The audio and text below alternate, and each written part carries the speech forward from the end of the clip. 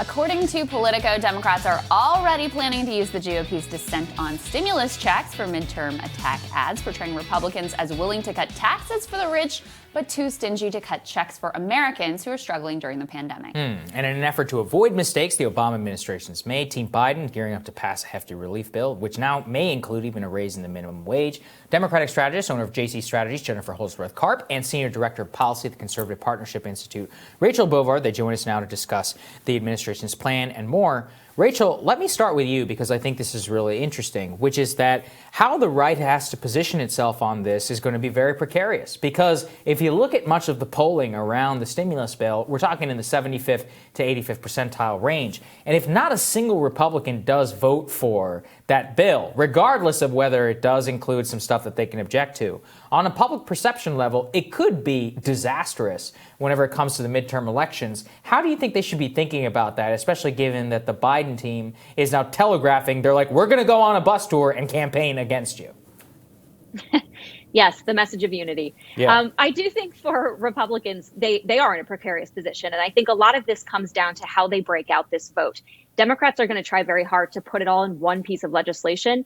But I think, in my conversations with Republican senators, there's not a lot of objection actually to, I think, the direct relief and to more funds for vaccine rollout. I think what they do object to is sort of the larger pots of money. Because again, this is not the first bill, right? This is like the fourth or fifth bill. And so I think a lot of Republicans are asking actually reasonable questions about where that money is going. Has the money we've allocated for, different agencies, the Kennedy Center, all these places, has it even been spent? And what has it been spent on?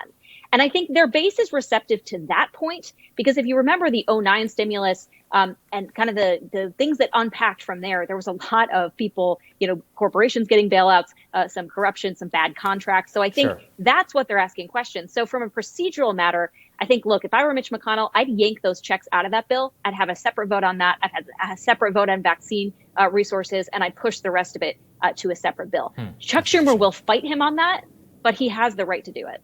Yeah, I mean, Jen, I think Republicans are in a very tough spot if Democrats actually go forward with this message. We've already seen the power of it in Georgia. So if Democrats are able to deliver significant relief that people feel, this is going to be a hard thing to overcome in a midterm election where the landscape should be tilted in favor of Republicans. But this particular issue, I think, is so powerful. And the contrast between giving away the store to the rich while being incredibly stingy when it comes to regular people is pretty compelling. Yeah, there's no question. And if you look at Pennsylvania, where the Senate race is going to be sort of ground zero of the midterms in 2022, Senator Bob Casey is pushing this issue, and he's a Democrat who won with overwhelming support in Pennsylvania. So look for the candidates there to start to push this message in a big way, just like the candidates in Georgia did. Obviously, we saw that was beneficial to us.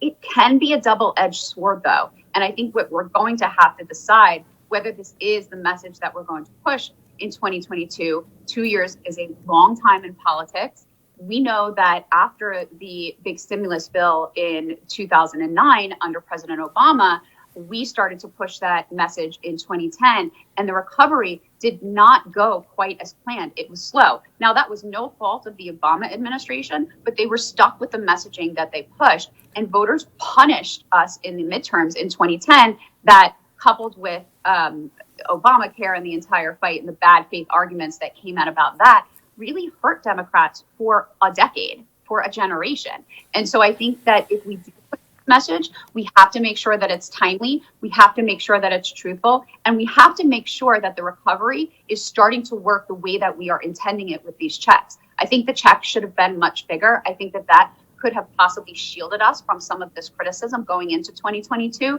But overwhelmingly, I feel confident about the message and I feel confident about the plan. And when Americans start to receive real relief, I think Republicans are going to be in very big trouble if they argue against that relief going into 2022. Here's where I'm curious, Rachel. You're more connected to the institutional right than I am. Has there been any soul searching really after Georgia, like in terms of what went wrong? I think it was very easy for a lot of people to blame Trump. And look, he obviously had something to do with it. But I think the $2,000 check argument certainly did, too. I mean, if they put the bill on the floor, checks vote, Mitch McConnell didn't even indicate that he would vote for it. You were saying he should pull it out now. Would such a thing even go through? That's what I'm really curious about.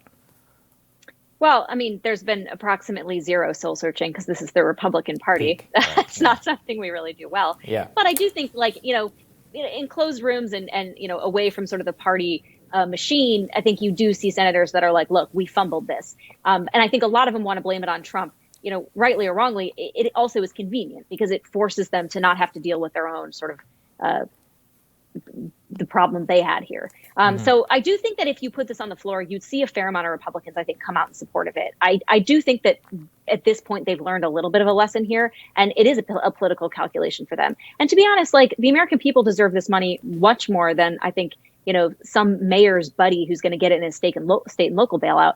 But I do think Jen makes an interesting point here as well, in the sense that, when a lot of this relief is dependent on state and local governors implementing it. And so that's something you can't control necessarily from Washington. And I think a lot of this is going to hinge around what happens with schools. I think for a lot of people, that's going to be a really big point, because nothing's hurting working families more than, lack of resources and their kid not going to school. Democrats refuse to tie this money that's going to schools to reopening. And so I think that's going to be a thing that they have to deal with, because the teachers unions, to be honest, are the ones that are holding this up in a lot of states. And Democrat federal legislators have no control over that. That's interesting, too. Jen, this report sort of conflicts with a previous one in Politico that said that Democrats were going all in for the midterm on labeling the Republican Party as the party of Q. Personally think the economic messaging is, first of all, it's more relevant to people's lives, what they actually care about, but I also think it's ultimately more politically effective. What do you make of those two different arguments, though, and which one would land more effectively? I think the economic one lands more effectively. Q is a sideshow. I saw a tweet, and I also tweeted something similar last week that says, please, can we stop talking about Marjorie Taylor Greene before we overcover her right into the nomination in 2024?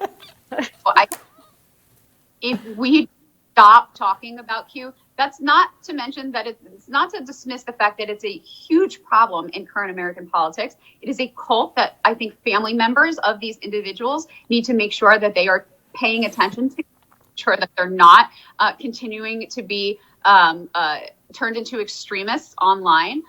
But I don't think it is a macro political problem that we should be paying attention to anymore, unless there is continued mass violence like there was on January 6th. I think we are focusing on that in the way that we need to, returning to the conversations that actually affect Americans every day, but keeping Q in the corner of our eye so that we don't let something like that happen again. That's the proper moving forward. That's a great point. I wish you'd tell the CNN producers the same thing.